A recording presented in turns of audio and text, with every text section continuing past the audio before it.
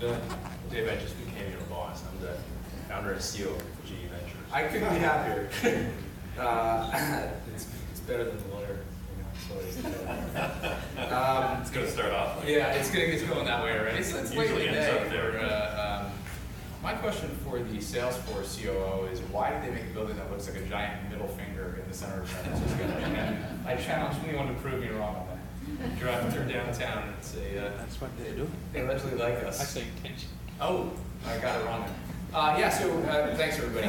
We have about a half hour here. So you guys all met Hugh down at the end there, and then next in line we have Dr. Savant on the, we try to assemble some industry sort of verticals here. Marco Cooley, and then Vlad from Nike, who will disclose all the latest Jordan releases that we all care about.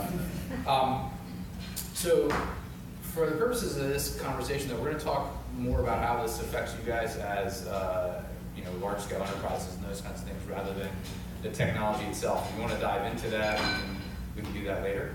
But we wanted to start off with some thoughts around how this, how you should think about it. And so I will start with Marco for the legal view, right? So this is I think people underestimate the importance of what's going to happen in this realm. So if you can give us a quick couple seconds on how you guys view it. Sure. Well, it's a pretty big umbrella. Early on, the kinds of legal issues that we were seeing were really within cryptocurrency and originally Bitcoin. I've been in the crypto space since 2012. I'm not the first lawyer in Bitcoin. I'm close to it, but I'm not the first lawyer in Bitcoin. He's actually a Cooley special counsel. He's on my team as well. His name is Patrick Martin. But when we all got started in this, the issues were money services laws, AML, KYC, that sort of thing. And they've since morphed into some of the issues around what he was talking about. When crypto has kind of become this container for all kinds of other assets, then the law of the asset starts to apply to the law of the infrastructure, which is a very cool and a very, very interesting area of the law to play in. So we have securities laws and money services laws. The securities laws now are probably at the forefront with the ICO boom that we've seen, token sales, and also derivatives laws, commodity derivatives in particular, because look, a lot of the instruments now being sold are being sold on top of crypto, on top of cryptocurrencies. So it's a fascinating place to practice the law, because most lawyers, if you know your lawyers, they do one thing, and they do two things. And when you do crypto, when you do blockchain technology, you have to be a little bit broader than that. So Vlad, since you are a consumer of this, how do you guys think about it in terms of legal and whatever, let's call it risk mitigation? So we're dealing with a pretty convoluted landscape at Nike. I think if you, some of this was, I'm fairly new to Nike, been there about 18 months, and underestimated the complexity of what we all deal with there, because we have 700 factories, but only a few are really owned by Nike. Then we have thousands of third-party logistics companies involved. And we have tens of thousands of retailers, that some of those are our retail stores, many of them are not.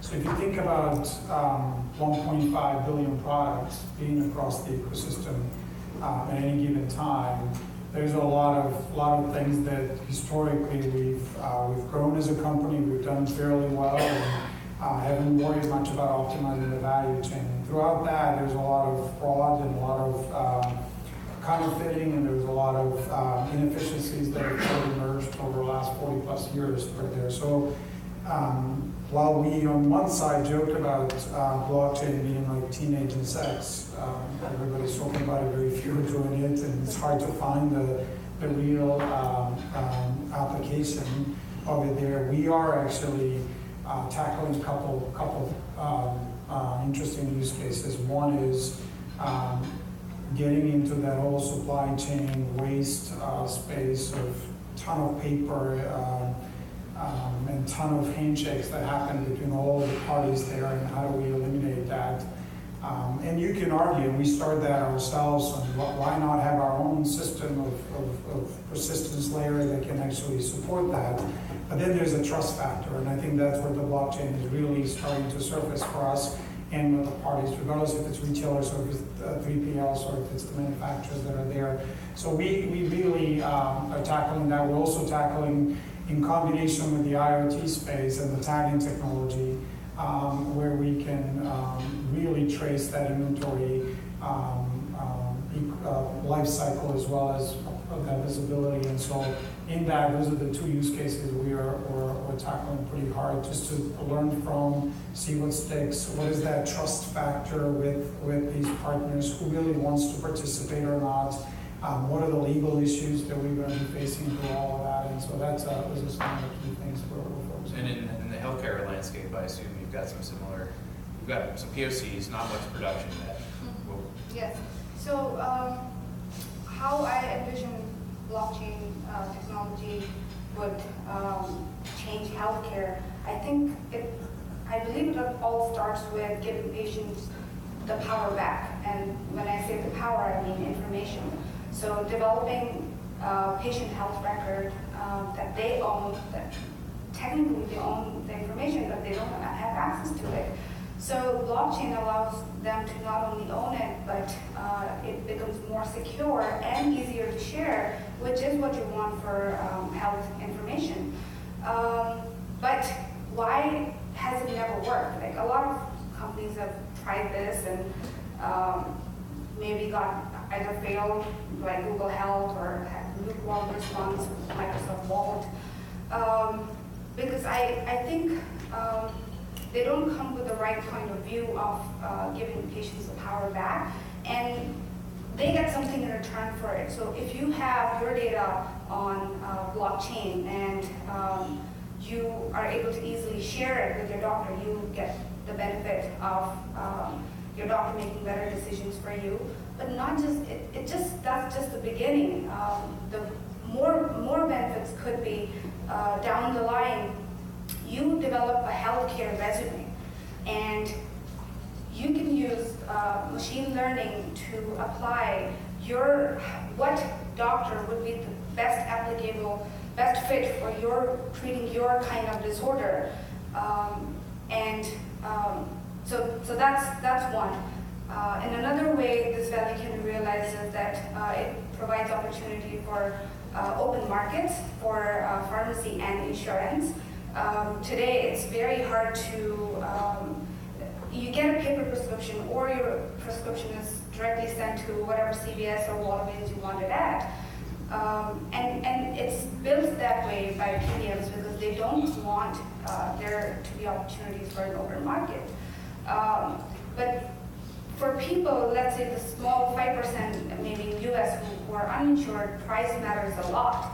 So what they might end up doing is taking this prescription, going to Walgreens and finding out the price, and going to Costco and finding out the price. And your time has value, so nobody ends up actually doing that. So that's one big reason there isn't an open market for pharmacy. And pharmaceuticals being undifferentiated goods, there should be one. So blockchain provides the opportunity for that, and it's not just for US. So let's say maybe US you cover 5% of this market, but if you look at it globally in countries like India, insurance market is 5%, and the uninsured cash market is 95%, and people really care about price. Another benefit that people can realize is by selling their data to healthcare researchers and finding out something about their own disorders. That, okay, it's almost like taking charge of your health. Okay, I'm going to try to find out what is going on with me. I have these symptoms, or I have these disorders, and I'm on these medications, and is there somebody out there looking for somebody like me, and maybe I can get money for it. The sicker someone is, the more financial constraint they're in, because they're not earning, and there are no sources of income, and there are a lot of sources of expenditure for healthcare. So let me pause you there, so that was a lot. Use cases are consistent across many industries. Their healthcare, we think, is a strong one. I think we all believe that. For the other investors in the room, there's a lot of dead bodies in the electronic medical record space. everybody has one or more, and there's more to come. And I don't mean that in a literal sense, by the way. I just realized I meant it from the investment perspective. This is the problem in the valley. Hugh, since you put up the quadrants and the notion of how the adoption starts to go, one of the big things that we see, so I am GE, we are using blockchain in a variety of ways. We're spinning out some companies now that are effectively application providers, but private chains are a big deal for us. I'm not convinced that it's right, but I wonder what your take is on that, how it relates to the quadrants. Yeah, so we did a lot of this work, so I'll put my own hat on the State Street side, and we've run through so many different use cases for this, from syndicated bank loans to derivatives to securities lending to all of these different products. And these were all run in the context of a private chain, meaning that you have to have some trust already established, which is probably the bank provider that you're dealing with. In State Street's case, the custodian, State Street, that you trust. In that case, if you're running a private chain, then honestly, some of the benefits of this decentralized application in the retail world disappears, right? Because you already trust somebody, and a big component of the blockchain, particularly Bitcoin, is so that you don't have to have anybody you trust, and you can use the system. So if you take that away, what are you left with? Well, you're left with a tamper-proof system, which in this case of finance is also very useful, right? You can prove to the regulators that your records were never tampered with.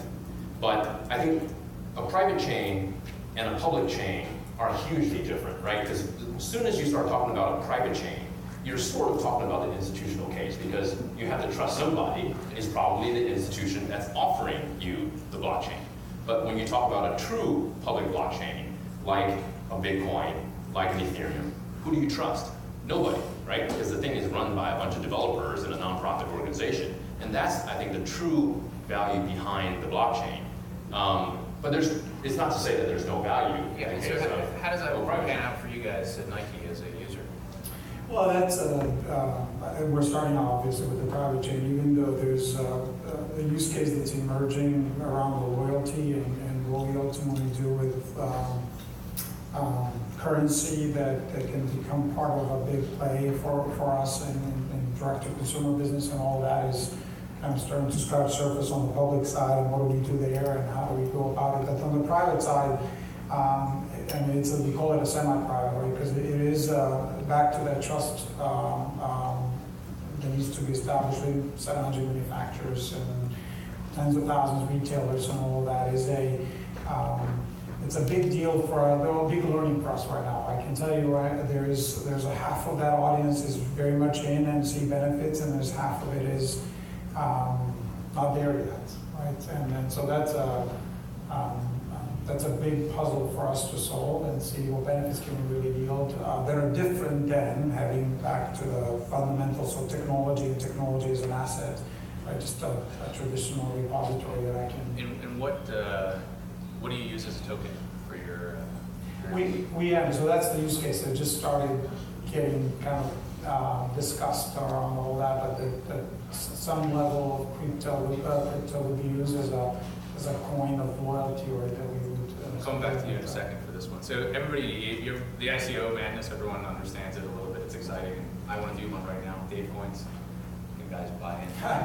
But you understand when you do an ICO, you're ICOing the network, you're not ICOing the company, which is a key differentiation. It freaks out a lot of people about this, but there's got to be massive implications somewhere down the line. So let's say I'm Nike, and I make my Nike coins, and some of them are public, most of them are private.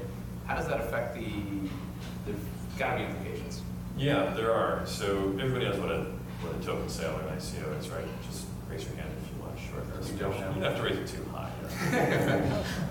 Okay, so look, imagine if Satoshi, the inventor of Bitcoin, had instead of just releasing the code and letting people mine Bitcoins and generate Bitcoins that way, what if he had held some back, or maybe all of them back, and instead sold them to the public?